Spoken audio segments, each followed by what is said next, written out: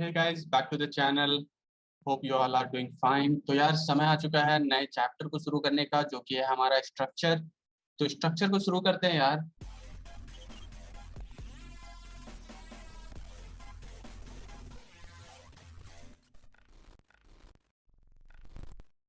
ये आ गया हमारा नोट्स। अभी देखो स्ट्रक्चर्स क्या है। स्ट्रक्चर्स के बारे में जब अभी हम लोग पढ़ेंगे तो यार मजा आ जाएगा। देखो, अगर मैं कहूँ, मैं अगर तुमसे सवाल करूँ कि अगर मुझे एक सिमिलर डेटा टाइप को स्टोर करना है तो मैं क्या करूँगा। सपोज मुझे इंटीजर बहुत सारे इंटीजर्स को स्टोर करना है, इंटीजर वेरिएबल्स में वैल्यूज स्टोर करनी है, तो मैं क्या करूँगा।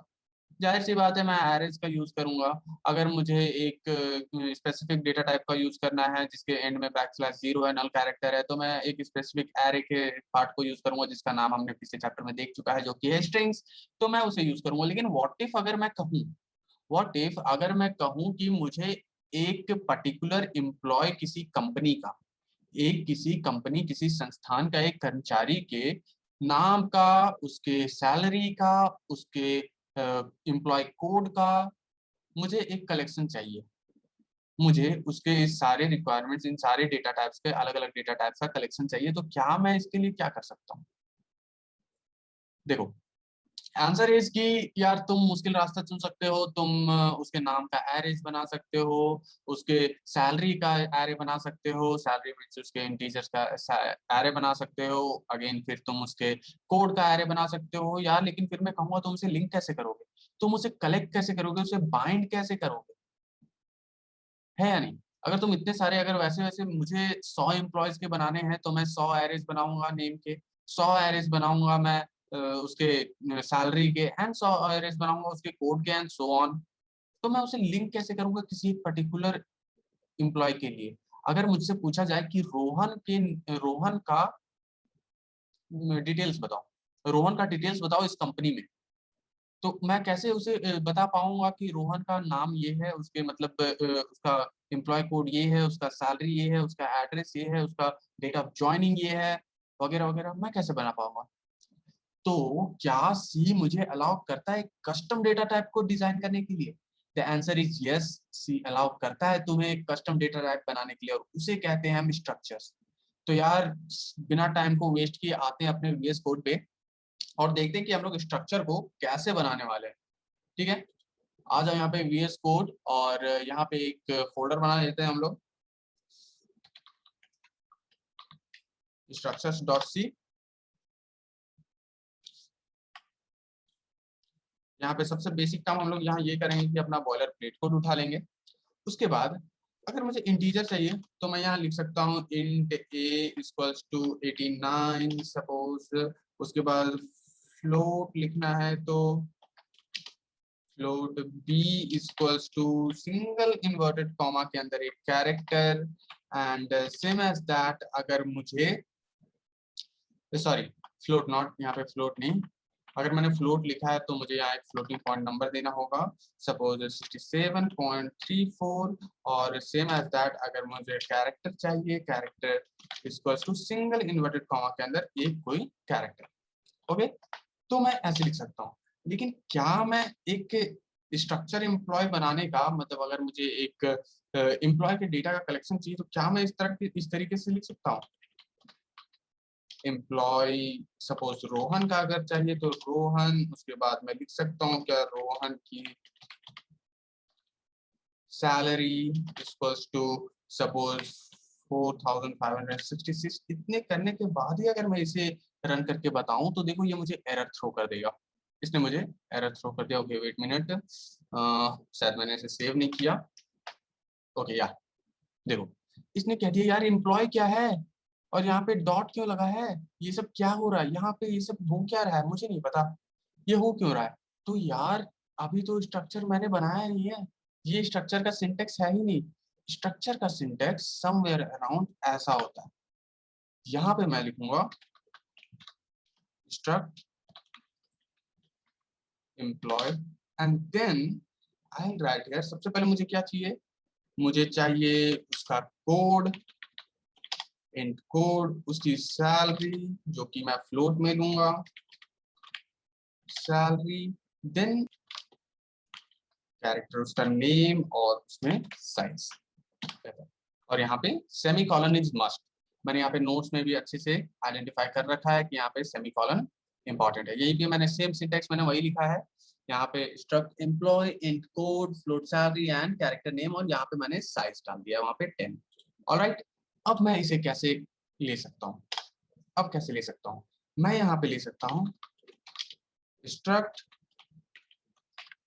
एम्प्लॉय। अगर मुझे रोहन के लिए लेना है तो मैं यहाँ लिखूंगा Rohan, then Rohan dot code equals to, suppose Rohan का कोड है 100 and Rohan dot salary equals to Rohan की salary somewhere 4566.45, not in rupees यार, रुपीज में ऐसा थोड़ी होता है कि 4566 रुपया 45 पैसे तुम्हारी सैलरी है, I am taking this in dollar somewhere. तो डॉलर में यार पॉइंट बहुत इंपॉर्टेंट हो जाता है। It is $4,4566.45। Okay, Rohan dot name equals to Rohan. अब देखो, अब मैं इसको इस तरीके से नेम नहीं ले सकता। मैं नेम को इस तरीके से नहीं ले सकता क्योंकि यार हमने पिछले चैप्टर स्ट्रिंग में देख रखा है कि स्ट्रिंग को लेने के लिए मैं इस तरीके से नहीं ले सकता। तो मैं किस तरीके से ले सकता हूँ? मैं ले सकता हूँ इसे strcpy की मदद से। strcpy Rohan dot name comma inverted comma Rohan, और मैं इसे यूज करने के लिए ऑब्वियसली यहाँ पे ले आऊंगा string.h। अब ये मुझे किसी तरह का कंपाइलेशन एरर नहीं देगा। देखो, इसने मुझे किसी तरीके का कंपाइलेशन एरर नहीं दिया। एंड अभी मैंने इसमें कुछ प्रिंट नहीं किया है तो कुछ प्रिंट होगा नहीं ऑब्वियसली। आते हैं अपने नोट्स के ऊपर वापस। देखो, we can use this user defined data type as follows। हम उसमें ऐसे ले सकते हैं कि स्ट्रक्ट एम्प्लॉय E1, E1 यहाँ पे वो वेरिएबल है जिससे तुम यूज करने वाले हो, जिस एम्प्लॉय के लिए यूज करने वाले हो। यहाँ मैंने एम्प्लॉय के लिए बनाया तो मैंने एम्प्लॉय का नाम रोहन दिया है। एंड सो ऑन दैट, यहाँ पे मैं strcpy से यहाँ पे नेम लूंगा। कोड के लिए मैं डायरेक्टली लूंगा क्योंकि वो एक इंटीजर वैल्यू हो गया, सैलरी एक फ्लोटिंग पॉइंट नंबर होगी। So structure in C is a collection of variable of different data types under a single name. समझ रहे हो कितनी बड़ी बात है? तुम अलग अलग तरीके का डेटा टाइप एक सिंगल नेम के अंदर, एक सिंगल डेटा टाइप के अंदर कलेक्ट कर रहे हो। ठीक है, यहाँ पे कोई क्विज क्या आता है कि write a program to store the details of 3 employees from user defined data, use the structure declared above. तो इसमें क्या करना है कि 3 बंदों का मुझे डेटा इंक्लूड करना है। तो मैंने यहाँ पे रोहन के लिए कर लिया, अब मैं यहाँ पे कर लूंगा राहुल के लिए, एंड मैं कर लूंगा सोनू के लिए। हो गए थे। रोहन के लिए मैंने ऐसे कर लिया, सेम एज दैट मैं इसे कर लूंगा, और ये हो गया रोहन के लिए, एंड ये हो जाएगा। मैं मल्टीपल कर्सर्स बना रहा हूँ Alt प्लस क्लिक की मदद से, in case you don't know. Alright, यहाँ पे एक स्पेस और ऐड कर देते हैं, and the last one is for Sonu.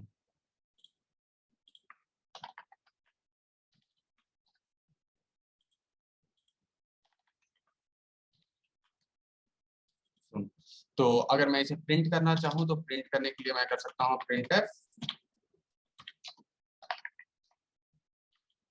name of the employees। अगर मुझे पहले का लेना है, अगर रोहन का लेना है तो मैं यहाँ पे लिखूंगा Rohan dot name, and obviously यहाँ पे मुझे परसेंटाइल s लिखना होगा, एंड यहाँ पे डबल इन्वर्टेड के साथ कॉमा, और यहाँ से हटा देना होगा मुझे डबल इन्वर्टेड। गुड। तो अगर मैं इतना ही लिख के कंट्रोल सेव करूँ तो देखो मुझे यहाँ पे नेम लिख के मिल गया रोहन। सेम एज दैट अगर मैं करना चाहूँ उसकी सैलरी का एंड उसके कोड का, तो मैं उसको इस तरीके से यहाँ पे कर सकता हूँ। ये हो गई उसकी सैलरी एंड ये हो गया उसका, run and enter. Okay, the name is Rohan. उसके बाद का मुझे कुछ आउटपुट नहीं मिला, why is that so? Okay, yes, यहाँ पे मैंने परसेंटाइल एस को नहीं हटाया, यहाँ पे मुझे परसेंटाइल एफ करना है बिकॉज सैलरी मेरा फ्लोटिंग पॉइंट नंबर में है, और परसेंटाइल टी करना है यहाँ पे मुझे कोड के लिए।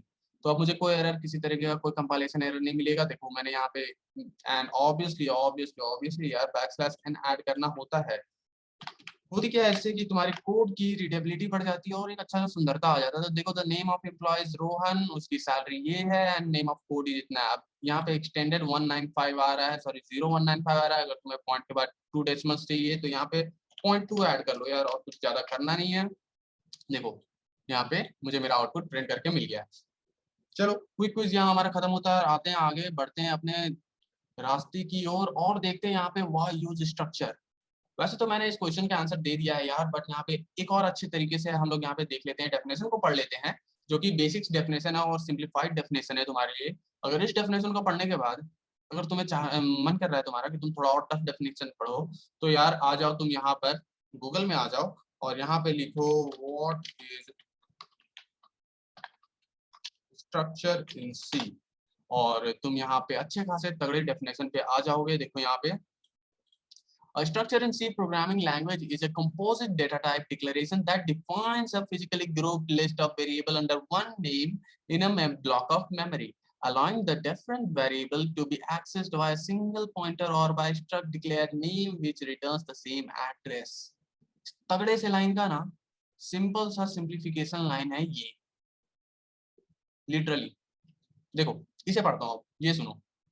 We can create the data type in the employee structure separately, but when the number of properties in the structure increases, it becomes difficult for us to create data variables without a structure in a nutshell. खत्म हो गया यार यहाँ हमारा। मतलब मैं समझाता हूँ इसका क्या है कि देखो हम लोग डेटा टाइप तो अलग अलग क्रिएट कर सकते हैं, अलग अलग क्रिएट कर सकते हैं, अलग अलग डेटा टाइप हमने बना दिया। अगर मुझे 10 एम्प्लॉयज के चाहिए तो मैंने एक एरे बना दिया जिसमें 10 नाम आ सकता है, अलग एरे बनाया जिसमें 10 तुम्हारा सैलरी आ सकता है 10 लोगों का, फिर अलग एरे बनाया जिसमें 10 कोड आ सकता है, एम्प्लॉय कोड उसका। तो यार उसे अरेंज करने में कितनी मुश्किल होगी। लेकिन मैं क्या करूंगा, मैं करूंगा एक स्ट्रक्चर बनाऊंगा एम्प्लॉय के नाम का, और उसमें मैं दे दूंगा 3 वेरिएबल्स अलग अलग, जिसमें कि उसमें कोड का भी होगा वेरिएबल, उसमें सैलरी का भी यानी कि फ्लोटिंग का भी होगा वेरिएबल, उसमें कैरेक्टर भी होगा यानी कि नेम्स भी होंगे उसमें। वो कितना बढ़िया होगा। तो वो होता है स्ट्रक्चर। देखो फायदे क्या है इसके इसके option A, structure keep the data organized. एक बढ़िया सा एग्जांपल कहूं मैं तो अगर तुम जंगल में रह रहे हो, सपोज तुम जंगल में रह रहे हो, तो क्या है कि तुम्हारे पास चीजें ऑर्गेनाइज नहीं है।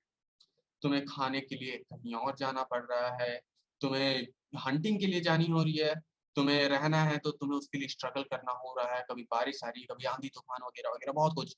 और तुम्हारे पास एक घर है जिसमें सब कुछ ऑर्गेनाइज्ड है, तुम्हारे पास रहने को घर है, सोने को बेड है, खाने को और खाना बनाने को किचन है, पीने को फ्रेश पानी है एंड सो ऑन। कोई किसी तरीके का आंधी तूफान की कोई झंझट नहीं, तो चीजें तुम्हारे पास ऑर्गेनाइज्ड है। ये हो गया स्ट्रक्चर। और जंगल हो गया तुम्हारा बिखरा हुआ एरे, अलग अलग तरीके का array. I am not saying array is not good, वो अपने जगह पे अच्छा है, ये अपने जगह पे अच्छा है। ओके अगर बी में देखा जाए, ऑप्शन नंबर बी, तो क्या है यहाँ पे, structures make the data management easy for the programmer. हमारे लिए, हम प्रोग्रामर्स के लिए स्ट्रक्चर यार बहुत हेल्पफुल होता है, वो डेटा को मैनेज करने में बहुत ज्यादा इंपॉर्टेंट रोल प्ले करता है। अब देखो एरेज ऑफ स्ट्रक्चर क्या होता है। अगर मैं तुमसे कहूँ, यहाँ तो मैंने 3 बंदों का बनाया, यहाँ मैंने 3 बंदों का बना दिया एक स्ट्रक्चर। अगर मैं कहूँ कि मुझे 300 बंदों का स्ट्रक्चर बनाना है, तो मैं यहाँ पे रोहन, राहुल, सोनू, मोनू, शुभम, त्यागी वगैरह वगैरह लिखते लिखते तो मेरा पूरा लाइन भर जाएगा यहाँ पे। क्या वो एक आइडियल वे है? ऑब्वियसली नहीं है। तो अब यहाँ पे आ जाएगा एरे। देख रहे हो तुम, पहले तो इस एरे से बचने के लिए हमने स्ट्रक्चर लाया, अब बहुत सारा स्ट्रक्चर से बचने के लिए हम एरे के पास जा रहे हैं वापस। सब एक ही थाली के चट्टे बट्टे हैं, मानो इस बात को।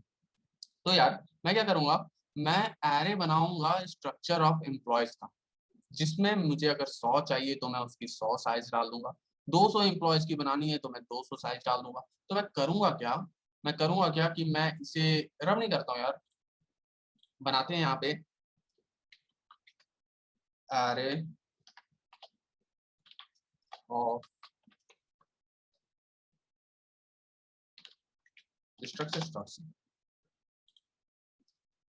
उठाते हैं अपना बॉयलर प्लेट कोड और बिना कुछ सोचे समझे यहाँ पे बना लेते हैं सबसे पहले स्ट्रक्चर। स्ट्रक्चर बनाने के लिए यार मैं यहीं से इसे उठा लूंगा। कभी कभी थोड़ा सा आलसी होना ना बहुत अच्छा होता है।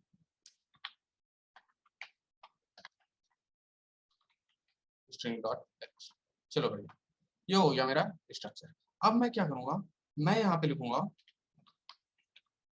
स्ट्रक्ट एम्प्लॉय किसका बनाना है। देखो समझो इस बात को, मुझे एक कंपनी में काम कर रहे, सपोज गूगल की बात कर लें या फेसबुक की बात कर लें, उस कंपनी में 100 बंदों का मुझे एक कलेक्शन बनाना है डेटा का। तो मैं यहाँ पे लिखूंगा फेसबुक, स्पेलिंग सही है ना? चलो यार फेसबुक की स्पेलिंग अगर रॉन्ग लिख रहा हूँ मैं तो दैट्स नॉट गुड। 100 बंदों का चलो बना लिया मैंने एक एड फेसबुक के अंदर। अब मैं इसे कैसे इनिशियलाइज कर सकता हूँ, मैं लिख सकता हूँ Facebook 0.code equals to suppose 1 obviously यहाँ पे यार मैंने गलती कहाँ की, ओके यस, मैंने ई वापस से नहीं लगाया। आई डोंट थिंक यार I am too good in using Facebook. वैसे मैं फेसबुक यूज ज्यादा करता नहीं हूँ, ऑल तो मुझे इंस्टाग्राम पे फॉलो कर सकते हो यार, link is in the description guys. And आते हैं वापस से face, what's this, Facebook and one, wait a second, मैं पहले जीरो के लिए तो कंप्लीट कर लूँ। सैलरी इसकी सैलरी है इतनी, and same as that strcpy करना होगा मुझे, और यहाँ लिखना होगा फेसबुक, नॉट अगेन फेसबुक, और इसकी हो जाएगी 0.name, इसकी नेम रुद्र लिख देता हूँ। चलो बढ़िया, ये हो गया। इस तरीके से मैं इसे ले सकता हूँ, और अगर मुझे इसे इंक्रीज करना है,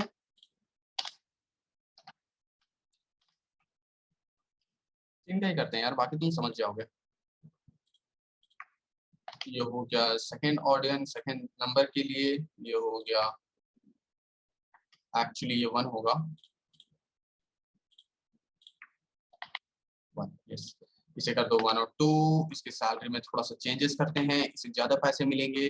नेम इसका दे दो राहुल, राहुल बहुत कॉमन नेम है यार, राहुल नहीं देते हैं, त्यागी डालता हूँ। चलो बढ़िया, ये सही है। ये हो जाएगा 103, एंड इसकी सैलरी और ज्यादा देते हैं, एंड थोड़ी सी वुमन एम्पावरमेंट की तरफ आते हैं और नाम दे देते हैं इसे दिव्या। चलो बढ़िया, और इसे रन करके देखो, कोई भी कंपाइलेशन एरर मुझे नहीं मिलेगा क्योंकि मैंने यहाँ पे कुछ प्रिंट नहीं किया है, तो कुछ मुझे आउटपुट नहीं मिलने वाला है। बट अगर मुझे प्रिंट करना है तो मैं क्या करूंगा, मैं यहाँ पे लिखूंगा printf, और मैं थोड़ा सा अपने काम को आसान बनाने के लिए यहाँ से उठा लूंगा अपना ये वाला सिंटेक्स और चिपका दूंगा इसे यहाँ पे। The name of employee is, यहाँ से हटा लूंगा मैं, एंड मैं यहाँ पे लिखूंगा फेसबुक 0। देखो ये मुझे आउटपुट करके दे देगा। Name of the employee Rudra, उसकी सैलरी ये है, और उसका कोड यहाँ पे, नेम ऑफ द कोड नहीं लिखना चाहिए यार, ये अच्छा नहीं लग रहा। सैलरी लिखते हैं, सैलरी एंड कोड, ये बढ़िया लगेगा। देखो name of the employees Rudra, and salary उसकी है, बहुत कम सैलरी है यार, 345.67, बट इट्स इन डॉलर यार, डोंट मिस इट गाइस। फिर भी चलो, और उसकी कोड है 11। आगे बढ़ते हैं अपने पीडीएफ की तरफ। हमने देखा कि आरए में हम कैसे स्ट्रक्चर को बना सकते हैं, same as that. Okay now अब आ जाते हैं कि इनिशियलाइजिंग स्ट्रक्चर। अब स्ट्रक्चर को और हम कितने तरीकों से इनिशियलाइज कर सकते हैं। तो यार एक तो तरीका ये हो गया कि हम लोग उसे एक एक करके उसमें इनिशियलाइज करें, और दूसरा तरीका क्या हो सकता है, तो आ जाते हैं ये वाले पे। दूसरा तरीका ये हो सकता है कि मैं यहाँ पे लिखूं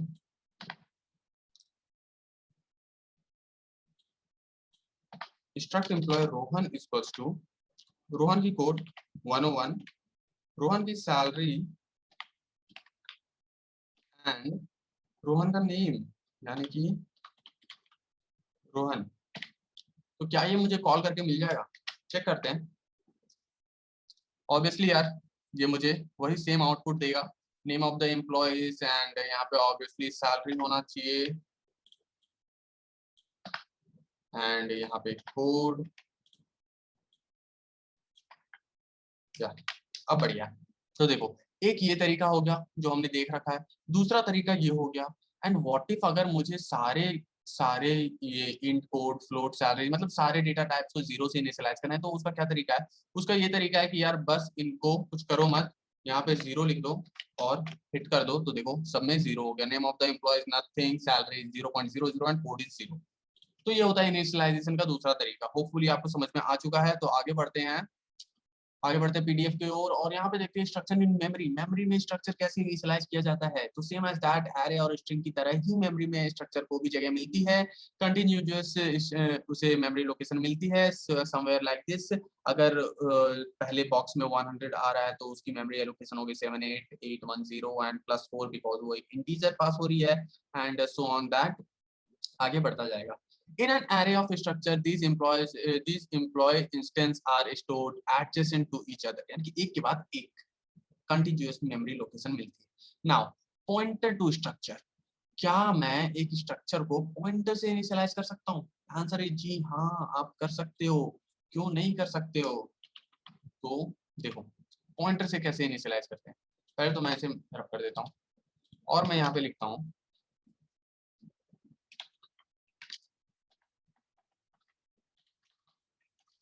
struct employee E1 and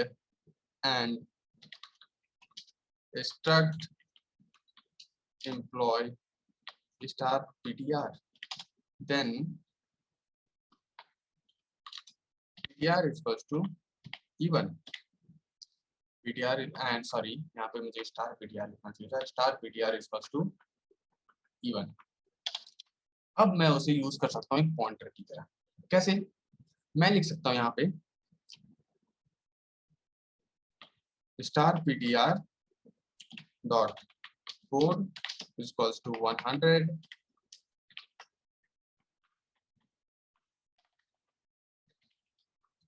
salary and name। Obviously देखो यहाँ पे एरर मुझे यहाँ पे रेड लाइन इसलिए मिल रही है क्योंकि मुझे इसे पैरेंथेसिस में क्लोज करना होगा बिकॉज ऑफ द प्रेसिडेंस जो कि हमने पढ़ चुका है ऑलरेडी। इफ यार तुम्हें नहीं याद आ रहा है तो यार वीडियो तुम्हारे लिए पर्सनली बनाए गए हैं, तुम जाओ वीडियो के बैक में और देखो। एंड ऑब्वियसली मैं यहाँ इस तरीके से नहीं कर सकता, मैं यहाँ मुझे यहाँ पे strcpy यूज करना होगा और उसके बाद मुझे यहाँ पे देना होगा नेम। मैंने नेम डाल दिया है, मैं यहाँ पे सैलरी डाल देता हूँ।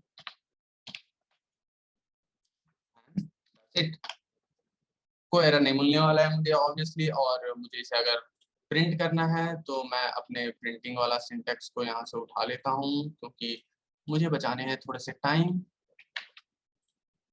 चलो बढ़िया, देखो ये मैंने प्रिंट कर दिया और यहाँ से मैं ये सारे चीजों को हटा लूंगा और मुझे यहाँ पे लिखना है star ptr dot name salary and code, that's it. मुझे मेरा आंसर मिल चुका है। लेकिन क्या मुझे जब भी पॉइंटर यूज करना है तो क्या मुझे हर बार स्टार ptr बना के उसे इनिशियलाइज करके पैरेंथेसिस लगा के करना होगा? यार कोई शॉर्टकट नहीं है क्या? हाँ जी है ना शॉर्टकट। शॉर्टकट है और उसे कहते हैं arrow operator. Instead of writing star ptr, देखो यहाँ पे मैंने थोड़ी सी मिस्टेक कर रखी है, मैंने पैरेंथेसिस को अंदर कर दिया है, तुम्हें पैरेंथेसिस को बाहर लगाना है यार, ये चीज तुम करेक्ट कर लेना क्योंकि मैं ये वीडियो एडिटिंग के बाद ही अपलोड कर दूंगा तो शायद मैं ना कर पाऊँ, तो मैंने एक्सरसाइज कर दिया तुम्हें यार, तुम कर लेना, मुझे पता है तुम कर लोगे। तो बढ़िया है। यहाँ पे देखो, यहाँ पे जहाँ पे भी मैंने पैरेंथेसिस अंदर लगाई है वहां तुम्हें बाहर की तरफ पैरेंथेसिस लगा देने हैं, स्टार के बाहर, एस्टेरिक के बाहर। आते हैं अपने एरो ऑपरेटर की तरफ और देखते हैं इसमें होता क्या है। Instead of writing star ptr dot code we can use arrow operator to access structure properties as follows. यानी कि मैं इस तरीके से स्टार पीटीआर डॉट कोड ना लिख के मैं पीटीआर एरो कोड लिख दूं तो भी मेरा काम बन जाएगा। देखो कैसे, जहां जहां मैंने पीटीआर लिख रखा है, स्टार पीटीआर लिख रखा है, वहां से तो पहले मैं ये हटा दूंगा, स्टार हटा दूंगा। देख रहे हो, और ये हटा दिया मैंने। अब क्या करूंगा, अब मैं ये करूंगा कि मैं वहां पे लगा दूंगा स्टार एरो। देखो, मुझे मेरा आउटपुट उसी तरीके से मिलेगा, कोई फर्क नहीं पड़ने वाला है। तो क्या किया मैंने, मैंने एक पॉइंटर बनाया, पॉइंटर को इनिशियलाइज कर दिया और उसके बाद मैंने एरो ऑपरेटर लगा के सब जगह पे दे दिया, मुझे मेरा आंसर मिल गया। तो ये एक अच्छा तरीका, कन्वीनियंट वे समझ सकते हो इसे। बढ़ते हैं यार अपने अगले टॉपिक की तरफ, और वो है पासिंग स्ट्रक्चर्स टू फंक्शन। मुझे पता है मैं थोड़ा फास्ट जा रहा हूँ, लेकिन यार अब तुम लोग उस लेवल तक पहुंच चुके हो जहाँ पे थोड़ा फास्ट अगर मैं चलूँ भी तो भी तुम्हें कोई दिक्कत नहीं होने वाली है, तुम चीजों को अब तेजी से कैप्चर कर पा रहे हो। I know that. तो चलो बढ़ते हैं यार, पासिंग स्ट्रक्चर टू फंक्शन। जैसे हमने एरेज को फंक्शन में पास किया, हमने स्ट्रिंग को फंक्शन में पास किया, हमने सारे डेटा टाइप्स को फंक्शन में पास करके देख लिया है। तो अब स्ट्रक्चर्स को भी फंक्शन में पास करते हैं। देखो, a structure can be passed as a function just like an other data type, जो कि है, अगर यहाँ पे मैं एक दिखाऊं फंक्शन जो कि है void show structure employee होगा एक। तो यहाँ पे थोड़ा सा आगे और चले तो देखो, यहाँ पे क्विक क्विज ये है कि complete this show function to display the content of the employee. इसे मैं सॉल्व करता हूँ, साथ में ही हम लोग देख लेंगे कि स्ट्रक्चर को फंक्शन में कैसे पास करते हैं। उठाते हैं अपना बॉयलर प्लेट कोड, और यहाँ पे हम लोग लिखते हैं सबसे पहले अपना स्ट्रक्चर का स्ट्रक्ट एम्प्लॉय। यहाँ पे लिख दो तुम int code your salary and char name. ये हो गया हमारा, और and don't miss the semicolon of course. अब मुझे एक फंक्शन बनाना है सो नाम का। मैं लिखूंगा यहाँ पे void सो, और यहाँ पे E1 या फिर EMP लिख देते एम्प्लॉय। और मुझे उसके अंदर क्या करना है, मुझे उसके अंदर लिखना है printf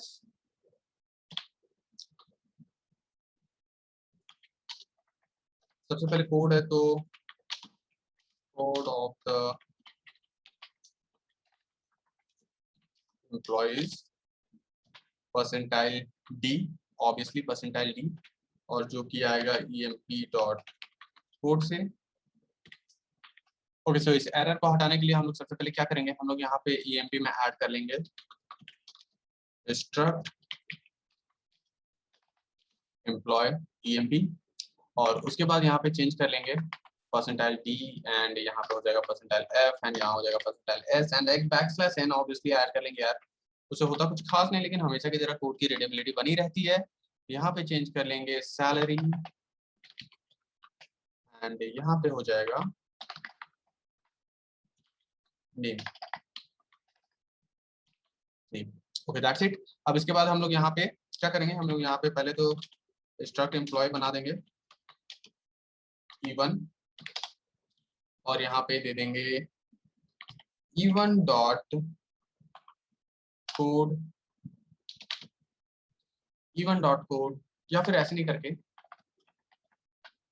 हम लोग यहाँ पे जो हमने दूसरा तरीका देखा है इनिशियलाइजेशन का वो कर लेते हैं। सपोज इसकी कोड है 100 एंड इसकी सैलरी समथिंग ये है, फ्लोट में तो डेसिमल दे देते हैं यार।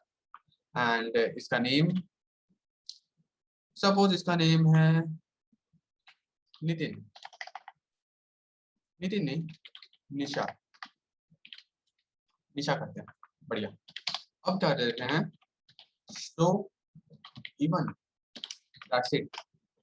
रन करते हैं, बिना किसी एरर के हमें हमारा डिजायर्ड कोड मिल जाएगा। देखो, code of the employee is 100, salary of Nisa is this, and name of the employee is Nisa. That's it. ये हो गया हमारा फंक्शन में कॉल करने का तरीका, एक स्ट्रक्चर को फंक्शन में भेजने का तरीका।